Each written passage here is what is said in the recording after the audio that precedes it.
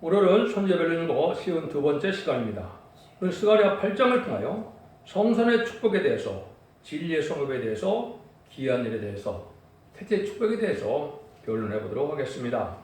본장은 7장과 같이 예언서 본문을 다시 전하는 중에 나와서 예언서대로 이제는 순종하는 자들에게는 복을 받게 되고 순종치 않은 자는 화를 받아 심판을 받는 그런 역사라는 것은 하나님께서 뭐 하시려고 하는 거냐? 결국 하나님의 택한 자들에게 어려움을 겪고 믿음을 배반치 않고 집에 순종한 자들에게 영원한 축복의 동산을 주는데, 그것이 바로 아담과 하가 빼앗겼던 에덴 동산의 축복이고, 그것이 이 시대는 새하늘과 새 땅으로 천연왕국으로 만왕의 왕으로 오실 예수님이다 시는 그런 안식의 나라를 주는 것이 하나님의 목적이다 이 말입니다. 근데 오히려 택한 종들은 많은 시련과 연단 속에서 그 길을 가게 하는 것은 인격이 합당한 자들이 되게 하기 위한 것이고, 합당한 자들에게 복을 주기 위한 것이기 때문에, 그렇지만 세상에서 그 마귀가 없는 이런 세상을 만들어야 되기 때문에 하나님은 마귀를 들어서 많은 시험을 해서 마귀의 유혹을 받지 않고 진리의 말씀을 따라간 자들에게 이러한 복을 주게 하신다. 근데 그는 인간으로 머릿수는 상상이 되지 않고 하나님의 놀라운 모략 속에 이루어지니까 여기 보면 기이한 일이다 이렇게 얘기했습니다. 인간들이 기이할 수밖에 없겠죠. 하나님이야 예전에 다 이루어지는 것이지만 인간들 알 수 없는 섭리 속에 하나님의 인도를 따르다 보면 천만이 쓰러지는 자임에도 절대적인 보험을 받았다가 남은 백성으로 완전한 마귀 없는 부족이 없는 그러한 축복의 동산을 주는 것이 하나님이 하시는 일이다. 그걸 나누게 보면 진리의 성읍이다 이렇게 또 얘기를 했었습니다. 그럼 한번 보시죠. 8장 1절에 이릅니다. 만군의 여호와의 말씀이 임하여 가로되 이르시되 만군의 여호와가 말하라 내가 시온으로 크게 질투하며 그래야 크게 분노함으로 질투하니라. 하나님께서 택한 자를 징계하는 것은 성산을 축복을 주게 한 것이지만은 이방을 들어서 이스라엘을 친 일도 있었는 것처럼 성산 축복을 해요. 시온으로 크게 싸워주는 때가 온다 이 말이죠. 이것은 하나님의 선원들에게 하나님의 상을 베풀기 위해서 지금까지는 하나님의 종들이나 기독교를 핍박하고 순교자를 많은 악의 세력들을 잠잠히 두고 보셨지만은 정한 때가 되면 하나님은 그들을 용서치 않는다 이 말입니다. 그래서 지금까지는 잠잠히 계셔서 하나님이 없다고도 그러고 하나님을 두려워하는 마음이 없는 이러한 주님의 공산당 세력과 악의 세력이 지금 득세를 했는데, 하나님은 그들을 이제 용서하는 때가 온다. 그 일들은 아무리 약하고 부족해도 하나님과 함께하는 조그만 시온의 무리부터 시작된다 이 말입니다. 여러분들은 아주 화려하고 대단하게 큰 교회나 큰 정통 교회라는 사람들이 하나님 기뻐하는 성전일 줄 알지만은 그렇지 않습니다. 알파 역사가 또 그렇게 되지 않았죠. 온전히 진리에 순종하는 자들이 진리에 바로 순종해서 하나님 함께하며 승리하는 것이고, 아무리 세력이 크고 아는 사람이 많이 왔다 해도 하나님 함께 해주지 않으면 그거는 막는 세력이 되는 거거든요. 그래서 이러한 일들은 시온의 물이 일으켰는데 그 시온의 물의 주체가 누구냐? 그게 입맞은 10만 4천 명의 변화 성도입니다. 늦은 비성령의 7명을 임하여 받지 않고는 변화 성도가 될 수 없는 건데 어떻게 가르치고 있습니까? 후리원이 잘 믿고 있으면 어린애부터 노래까지 후리에 들림받는다 이렇게 가르치고 있는데 그는 참으로 엉뚱한 말씀인 거고 미혹의 말인 겁니다. 그렇지 않습니다. 신앙인 중에서도 하나님의 장부의 신을 가서도 진리로 싸우는데 충성가지를 대고 돌진하는 걸어갈 수 있는 이런 기존 용사 같은 그런 용사들을 모으는 때가 바로 전성자만인데, 그런 일을 거쳐서 하나님께서는 싸워주는 일이다 이게 겠죠. 하나님이 함께하는 우리들은 절대적인 피해를 당치 않게 했었다가 정말로 또 보호와 영원과 인도가 깨고 환난과 지암 심판의 날에 전혀 피해를 당치 않아서 새색죽을 누게 된다. 이 말씀을 지금 하시는 겁니다. 그래서 환난이 오는 것도 심판이 오는 것도 하나님 사랑인데 왜 사랑이냐? 복 받을 자에게는 사랑이고 화 받을 자에게는 이제 어떻게 되면 저주가 되는 거지요. 그것은 어차피 진리 앞에 순종한 자들이 하나님의 백성들과 하나님의 종이 되는 것이지, 의식적이고 형식적으로 살아가는 그런 종교 행위에 갖고는 하나님의 백성이다 이렇게 볼 수 없는 거죠. 그래서 여러분들이 이런 일을 하는 것을 이제 어디서 정확히 또 얘기를 했습니까?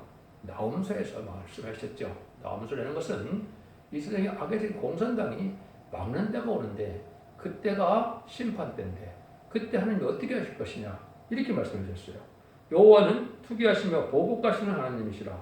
여호와는 보복하시며 진노하시되 자기를 거스르는 자에게 보복하시며 자기를 대적하는 자에게 진노를 품으시며 여호와는 모하기를 더디하시며 권능이 크시며 죄인을 결코 사하지 아니하시느니라.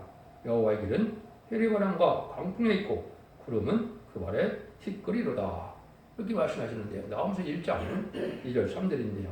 이게 바로 이제 인간 동안에 악의적인 공산당을 심판할 때 하나님이 이렇게 질투하신다고 그랬죠. 보복하신다고 그랬죠. 또 하나님의 대적이 되는 사람들은 살아날 수 없다는 거죠. 여기 끝장나는 것이 이제 결국은 아마겟돈 전쟁이죠. 아마겟돈에서는 악인같이 한 명도 살아남지 못하는 것이 하나님의 방법이다. 지금은 아담과에게 이제 에덴권의 축복을 받을 만한 자격이 있는가 시험에 비해서 가장 강력한 뱀을 창조했죠. 근데 아담과 하와가 그거를 졌기 때문에 어떻게 했습니까? 에덴권을 뺏겼죠. 그래서 완전한 축복의 동상이 지금의 세상은 어떻게 됐습니까? 재앙과 저주가 많이 내려서 살기 힘든 때가 되었죠. 이럴 때 이제 마귀의 세상을 다시 없이하고 하나님께서 다시 에덴 동안을 축복을 다시 찾아주게 한 것이 기독교의 역사다 이 말입니다. 그게 근본적으로 교회에 될 목적이고 주님이 오신 목적이고 지금까지 많은 선지와 사도를 통하여 피를 전하는 목적인데 그 일들을 다 이루어질 때가 바로 마지막 한일에 1300년 만에 알고 모를 때다. 이렇게 여러분이 깨달으셔야 됩니다. 그래서 이제는 뭐예요? 그 성읍은 진리의 성읍이다. 3절입니다. 나 여호와가 말하노라 내가 시온에 들어왔음즉 예루살렘 가운데 거하리니 예루살렘은 진리의 성읍이라 일컫겠고 만군의 여호와의 산은 성산이라 일컫게 되리라. 한때는 하나님이 떠나는 그러한 실수한 자리까지도 갈 수는 있지만 하나님이 이제는 시온한 우리를 통하여 완전한 함께하는 임마누엘의 역사라고 했죠. 임마누엘 역사가 실제 시작되는 것이고 시온의 머리가 시작되는 것이죠. 시온의 머리는 다윗과 함께한 종들 그 사람들을 통하여 결국 다윗 왕국을 이루었던 것처럼 인간 중에 다윗과 같은 종이 나타나서 왕국 건설을 할 때 하나님이 싸워주고 시온 성처럼 함께 해주심으로 승리하게 된다. 그래서 마귀의 세상이 없고 그 다음에 뭐예요? 진리성입니다. 진리를 알지 못하는 자는 없다 이 말이죠. 예언서 계시를 알지 못하면 새 시대는 갈 수 없는 겁니다. 여러분들은 예언서 계시를 배워도 되고 안 배워도 되고 이게 아닙니다. 반드시 알고 지켜야만 갈 수 있는 곳이기 때문에 거기를 진리의 성읍이다 이렇게 얘기하죠. 그래서 마음으로 여호와의 산은 성산이라고 일컫게 되리라. 하나님이 나타나서 말씀을 주시고 역사는 산 이제는 성산이 되는 것이죠. 그래서 새 시대 전체가 성산일 수도 있고 하나님이 나타나서 말씀도 주고 응답도 주는 곳이 성산도 될 수 있고 그런 것이죠. 그래서 하나님이 이러한 일들을 하는 것이 바로 스가랴 성경을 통하여 심판하고 새 시대를 복구하는 일이다. 그래서 여기도 이사 11장에서도 보면 9절에 이 거룩한 산 모든 곳에서 해암도 없고 성암도 없고 없으니 이는 물이 바다를 덮은 것 같이 여호와를 아는 지식이 세상에 충만할 것이니라. 그러니까 여호와를 아는 자만 세상에 충만하게 된다 이 말입니다. 그 다음에는 하박국 2장 10절에 보면 물이 바다를 덮은 것 같이 여호와 영광을 인도하는 것이 세상에 가득하리라 이렇게 나왔죠. 그래서 하나님의 영광, 천지를 창조하신 천지의 대주 되신 하나님의 영광이 나타나는 곳이 바로 새 시대다. 지금 하나님 없다는 우리들이 이제는 갈 수 없는 곳이다. 이렇게 볼 수 있는 것이죠. 그래서 이사야 60장 10절에서는 그를 여호와의 성읍이다. 이렇게 얘기를 했습니다. 하나님을 잘 섬기고 하나님의 말씀인 예언서기를 순종해서 가는 곳이기 때문에 여호와의 성읍이에요. 지금까지는 예수 믿고 중생받아서 어딜 갑니까? 새 시대 가는 게 아니라 낙원에 가는 거죠. 낙원에 가니까 천국 시민권을 받는 거니까 이것은 죽어서 구원받는 역사를 뜻한 것이고, 근데 이제는 새 시대 가는 것은 죽지 않고 새 시대 가고 죽을 맛보지 않고 죄를 영접하는 자들이 남은 종 남은 백성이 되어서 완전히 진리의 성읍으로 가게 된다. 그것은 여호와의 성읍이다. 이렇게 말씀하셨다 이 말입니다. 이런 일들이 이루어진다 이 말이죠. 근데 여기는 어떠한 곳이냐? 4절 5절입니다. 만군의 여호와가 말하노라 예루살렘 거리 길거리에 늙은 지아비와 늙은 지어미가 다시는 없을 것이라. 다 나이 다시 앉을 것이라. 다 나이 많음으로 각기 손에 지팡이를 잡을 것이요 그 성읍 거리에 동남과 동료가 가득하여 거기서 장난하리라.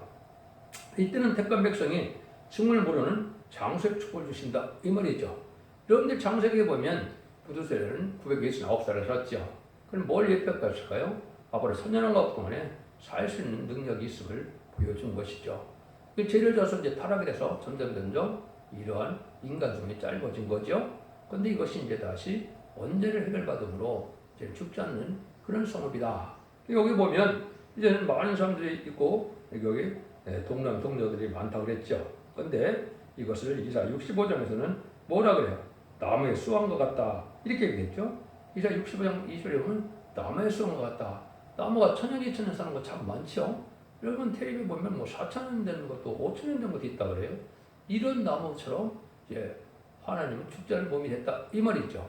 이런 축복을 하는 것이 바로 에덴 동산의 축복이다 이렇게 볼 수 있는 겁니다. 그래서 이제는 다 젊어지는 역사 속에 이게 죽지 않는 그 보호 속에 살아가는 것이다. 그래서 말씀을 순종처럼으로 사명이 왔는데 말씀을 순종하도록 사명이 없는 왕국을 이루시는 것이 하나님의 성실과 정의라는 것을 표현한 겁니다.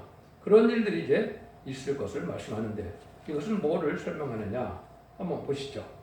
6절입니다. 만군의 여호와가 말하노라 이 일이 그날에 남은 백성의 눈에는 기이하려니와 내 눈에 어찌 기이가 있냐 만군의 여호와의 말이니라 이렇게 말씀하시죠. 그래서 아까 얘기했듯이 이사야 성경에는 오래전에 맑은 포도주로 굴수가 가득한 그 연을 백풍으로 사망을 명하란다 이랬죠. 그래서 완전 변론의 말씀인 다림질의 진리의 말씀을 깨닫고 순종하면 원죄자분들에서 사망을 멸하는 이런 역사가 온다. 이것은 원죄가 해결됐다 이 말이죠. 그래서 그런 일들이 있을 것을 얘기한 것이고 예수님도 또 뭐라 그랬습니까? 예수님도 요한복음 8장 51절에 보면 사람이 내 말을 지키면 정말 영원히 보지 않으리라 이랬죠. 그 죽어 천국 간다는 말이 아닙니다. 이거는 영원히 죽지 않는다 그랬죠. 그래서 정확히 이제 요한복음 11장 25절 26절에 보면 예수께서 가라사대 나는 부활이고 생명이니 나를 믿는 자는 죽어도 살겠고 무릇 살아서 나를 믿는 자는 영원히 죽지 아니하리라. 이것을 네가 믿느냐? 이게 이제 나사로를 살리고 이 말씀하신 것이죠.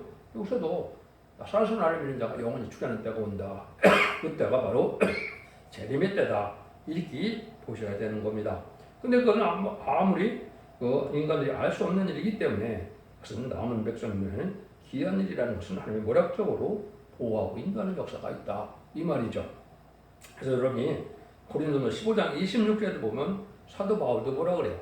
맨 나중에 멸망받을 원수는 사망이니라. 사망 자체가 없어진다 이 말이죠.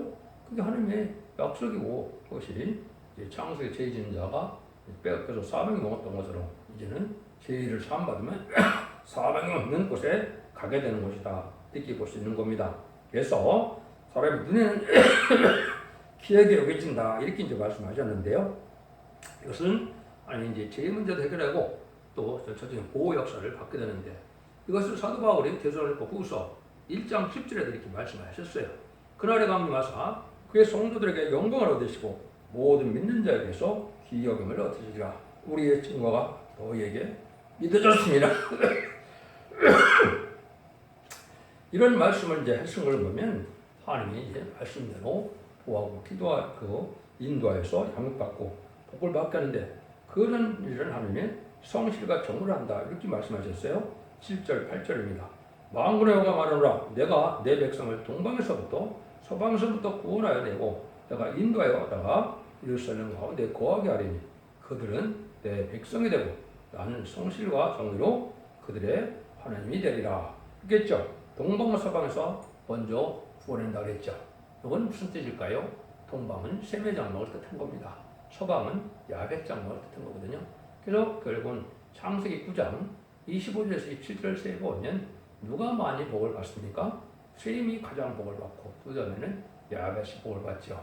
그런데 이제 남방과 북방은 복을 못 받죠. 남방은 아프리카 족속을 뜻했고 북방은 공산당 세력을 뜻했는데 예술 족속이고 이제 이런 자들은 또 함의 독수이고 이런 자는 복을 못 받는다 이 말이죠. 그래서 구원을 못 받는다는 뜻은 아니지만은 복을 못 받는다. 여기서 먼저 남방과 서방에서부터 구원한다 이렇게 말씀하셨죠. 이게 바로 이제 10만 4천 명은 남방과 서방에서 나오게 됩니다. 이런 자들이 이제 새 시대의 주역이 돼서 새 지도자로 가는 것이고 그것이 왕권이라고 표현되는 거죠. 근데 그런 일들은 다 뭐예요? 성실과 정의로만 그대로 하나님이 된다는 것은 하나님께서 예언하신 말씀대로 그대로만 된다 이 말입니다. 성경에 없는 것이 되는 게 아니고 성경에 있는 대로 된다 이 말이거든요. 하나님께서는 말씀대로만 역사하시는 분이시다. 절대 거짓이 없고 진실하신 하나님께서는 말씀대로 역사를 하신다. 이렇게 보셔야 되는 거죠. 이같이 완전한 왕국의 축복을 받게 되는 것은 하나님 말씀대로 하는 거기 때문에 말씀대로 축복을 받으려면 말씀을 지켜 순종하는 게 있어야 되겠죠. 그것이 바로 이제 계시록 1장 3절에 예언의 말씀을 읽고 듣고 지키는 자가 복이 있다 그랬죠. 그 복이 뭘까요? 첫 번째는 제레미야를 영접받는 복이에요. 두 번째는 원죄자분들의 해를 받는 복이요. 세 번째는 그대 왕권과 백성으로 새 시대에 가는 복을 받게 된다 이 말입니다. 그래서 이 연속의 수를 같이 배우셔야 모든 것들이 하나님의 섭리대로 되는 것을 알게 되고 그걸 믿는 것이 하나님의 참다운 시온의 우리가 될 것이다. 이렇게 볼 수가 있는 겁니다. 그래서 12절입니다. 만군의 여호와가 말하노라. 만군의 여호와의 집이 곧 전을 건축하고 그 지대를 쌓던 날에 이러한 선지자들의 입의 말을 이때 듣는 너희는 서로를 경고할지어다. 그날 전에 사람도 상을 얻지 못하였고 짐승도 상을 받지 못하였으며 사람이 대적을 인하여 출입에 평안치 못하였었나니 이는 내가 불사람으로 서로 치게 하였으며 만군의 여호와가 말하노니 이제는 내가 이 남은 백성을 대하기를 전과 같이 아니할 것인즉 곧 평안한 수를 얻을 것이다. 포도나무가 열매를 맺으며 땅이 산물을 내며 하늘이 이슬을 내리니 내가 이 남은 백성으로 이 모든 것을 누리게 하리라. 지금은 하나님의 백성이라도 궁극의 처함도 있고 어려움을 겪는 이 세상이죠. 근데 이제 새 시대의 축복은 완전한 축복이고 부족함이 없는 축복이다. 이 말씀을 하는데 여기서 말씀하시고 있는 뜻은 뭘까요? 거기 여호와의 성전의 지대를 쌓던 날에 여호와 입의 말이라 이런 말을 했죠. 선지자의 말이라고 했죠. 여러분들이 선지자가 어떻게 쓰여졌습니까? 북이스라엘 망할 때와 남유다가 망할 때 쓰여진 것입니다. 그래서 이것은 인간정말에 그런 것이 망할 때 또 선지자들 말씀대로 이루어져서 남은 백성으로 회복되는 것이 바벨론 뿔에서 들어와서 이스라엘을 회복하고 성을 복구하는 역사를 그렇게 인간으로 되어질 일을 보여준 거거든요. 그럼 그때 예언서가 다 7권의 예언서가 써야겠죠. 그 예언서대로만 다 이루어진다 이 말입니다.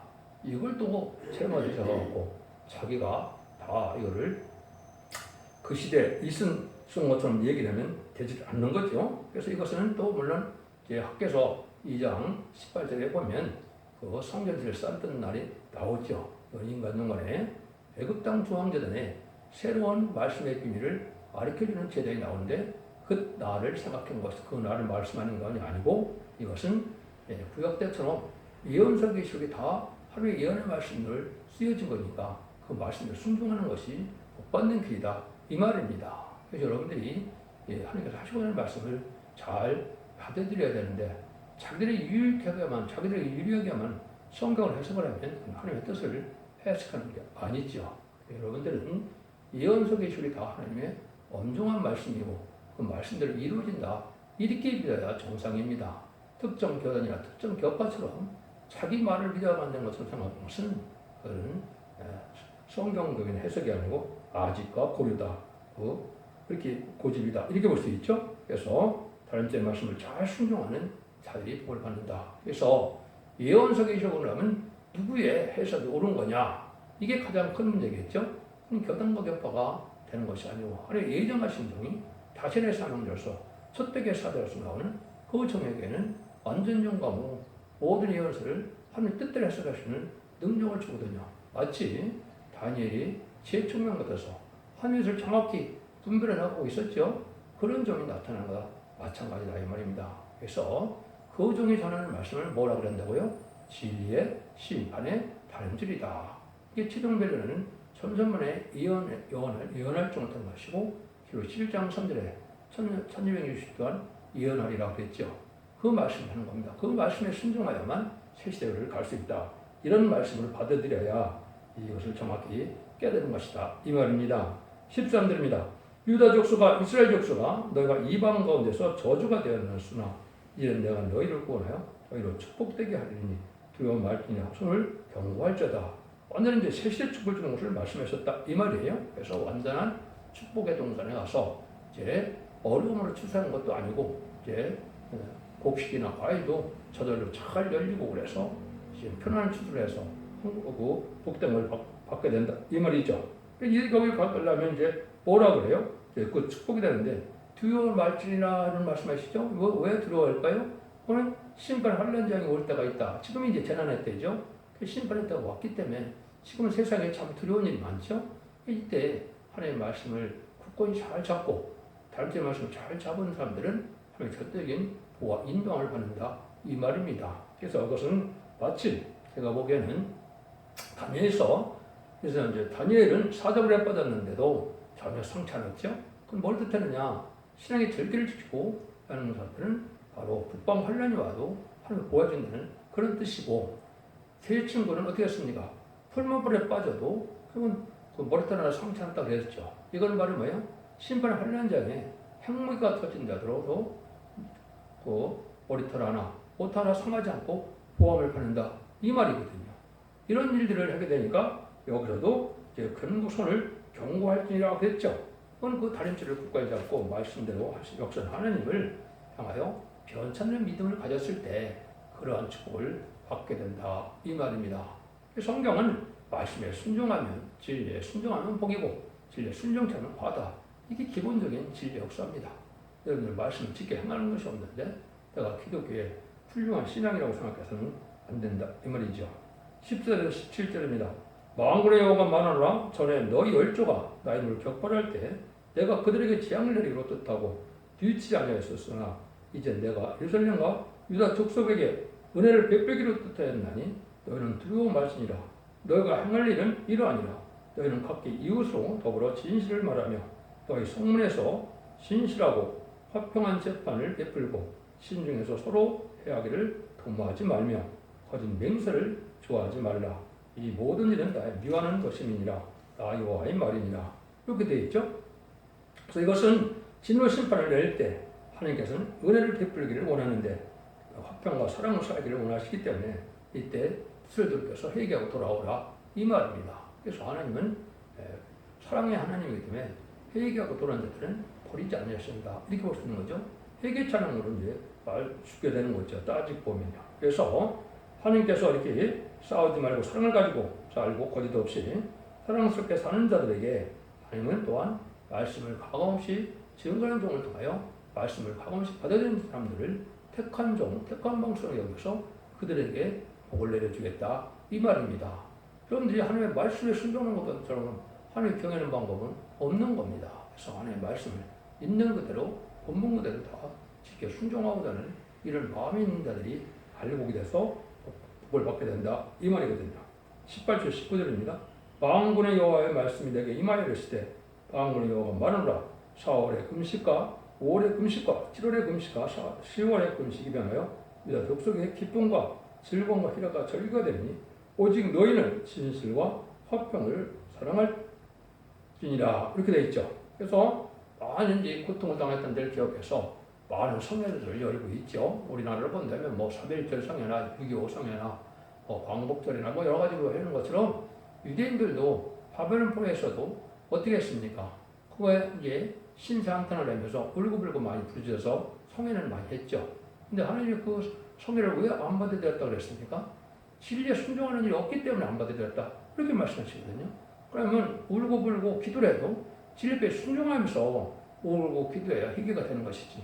진리 말씀은 다 지켜치고 그냥 인간으로 거룩한 성회나 거룩한 예배만 드리는 사람이 받아주는 건 아니다. 이 말입니다.